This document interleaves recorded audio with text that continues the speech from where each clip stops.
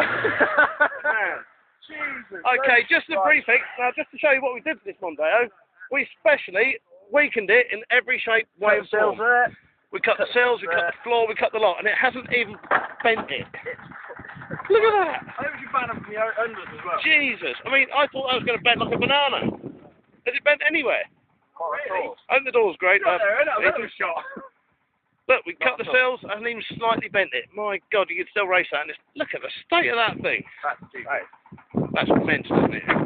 There's your standard issue under. Yeah. There's your Mondeo. Weakened to death.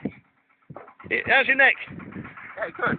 Nice soft ride. Well, I think the Renault took it all. That was a hell of a shot. That was a hell of a shot, and back it off. Let's try and push it off. That hasn't even. Look at that. That hasn't even marked it. That's ridiculous. Oh, they wind me up even more now. I hate these things. It's dented the Clio more than it dented anything else. Ernie, what do you reckon Mondaeos now then? Oh, I'd love to race one. Yeah, they suit you. Right, let's get him back then.